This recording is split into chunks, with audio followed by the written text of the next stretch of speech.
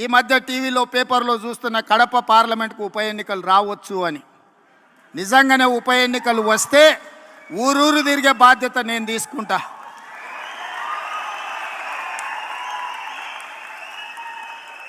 కడప పౌరుషాన్ని ఢిల్లీకు చాటే సందర్భం వస్తే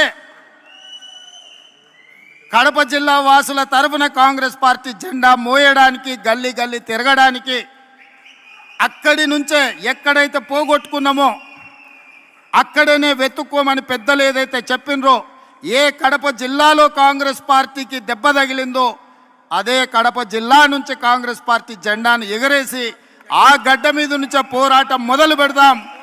ఈ మధ్య టీవీలో పేపర్లో చూస్తున్న కడప పార్లమెంట్కు ఉప ఎన్నికలు రావచ్చు అని. నిజంగానే ఉప ఎన్నికలు వస్తే ఊరూరు తిరిగే బాధ్యత నేను తీసుకుంటా.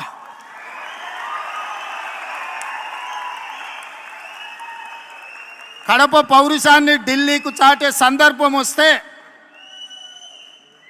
కడప జిల్లా వాసుల తరఫున కాంగ్రెస్ పార్టీ జెండా మోయడానికి, గల్లీ గల్లీ తిరగడానికి, అక్కడి నుంచే ఎక్కడైతే పోగొట్టుకున్నామో అక్కడనే వెతుక్కోమని పెద్దలు ఏదైతే చెప్పినరో, ఏ కడప జిల్లాలో కాంగ్రెస్ పార్టీకి దెబ్బ తగిలిందో అదే కడప జిల్లా నుంచి కాంగ్రెస్ పార్టీ జెండాను ఎగరేసి ఆ గడ్డ మీద నుంచే పోరాటం మొదలు పెడదాం.